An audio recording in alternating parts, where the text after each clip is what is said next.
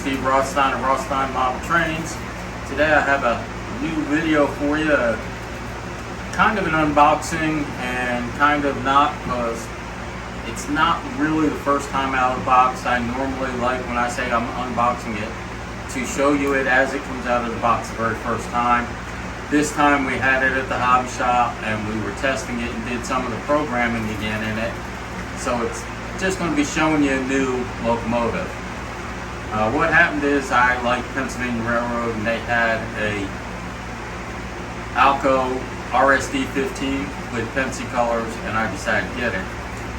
Before I get into that, I wanted to point out two examples of great customer service. I've always complained before and spread the word when I got bad customer service, so it's only fair to tell you about the good ones. I bought a Scale Trains G-tail turbine locomotive set. It's a 3-unit set, and I got it direct from scaletrains.com. And while we were using it, I really liked it. You can look at the video. I'll put the link down in the description. I really liked that locomotive, but we had a derailment and broke the coupler. Well, I called them about it. I told them it was my fault. I just asked what couplers I could use to replace it, and they told me, and then said you could use these or you could use ours. And I said okay, and they mailed me a set of couplers for it for free after I told them it wasn't their fault and was not a warranty claim really. Nothing wrong with the manufacturing, we just broke it. I really appreciate that, and it cements in my mind that Scale Trains is doing good business, and I will continue to buy from that. The other one is something I've been weary of, but I've had good luck with. I like Broadway Limited Imports trains. I've got at least half a dozen of their locomotives, maybe more. And I bought two, and 2 weeks ago we unboxed them in a traditional video, and when I got them on the track I had some problems with them. I bought them at Dibbles Hobbies, and I went back to Dibbles, and they looked at them and said it appeared to be a decoder problem. They have a great working relationship with Broadway Limited for fixing trains, and they got one of them reworking through reprogramming it, and the other one they are getting a new decoder. Broadway Limited is sending it to them to put in. It will be done as a warranty claim with no cost to me. Again, that is good customer service, both from Dibbles and from Broadway Limited. I really appreciate that. And now back to the Alco RSDs. The previous video I got was on an Alco RSD-15, and it's got a nickname, the Crocodile, and you can see it up here on the front. And the long, low nose on it tells you why it got the name Crocodile. Probably should have been Alligator because it's kind of squared off, not pointed, but you get the idea.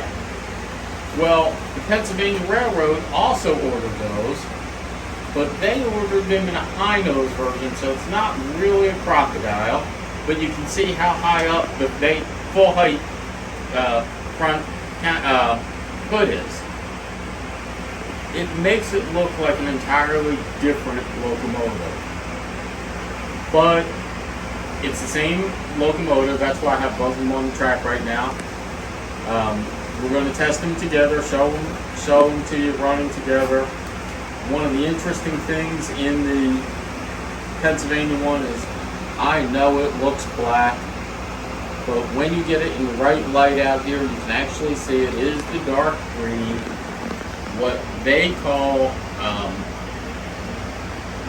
what modelers and train people call Brunswick Green, what the factory called Dark Green Locomotive Enamel, or DGLE, and it looks almost black. When I first picked it up, I thought it was black, and it was only when I got it into good light that I could see it's the dark green. But as you can see from the comparison of them, the only real difference between the two is in the front hood. They have the same walkways, the same exhaust valves and so on.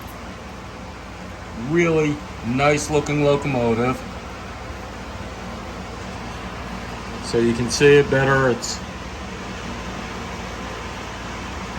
very well designed, very good likeness of the real ones from what I've been able to tell. And I like Pennsylvania, so we're going to try it. When you first start it moving at slow speed, or when you stop it, the cab light comes on. And when it starts moving it above a mile per hour or 2 or 3, the cab light goes off and the headlights come on. Okay. And the same thing happens, you see, with this one. The cab light came on with the stop, throttle starts it moving, stop, and the cab light comes back on. Interestingly enough, if you can get to the front of it, look at the headlights. When the cab light's on, the headlight dims, and when it starts moving, the headlight comes back up to brightness. I like those little touches that make it more realistic. I like the horn, it works well. The bell works. I have not synced them, so I'm going to try and do that manually. That looks pretty close right there.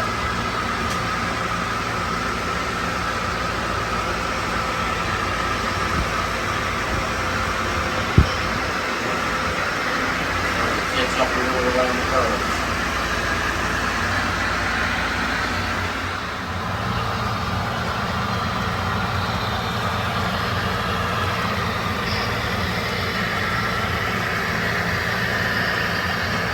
That's what we have for you today. To finish out the video, what we're going to do is try and attach a couple of short ones I made earlier.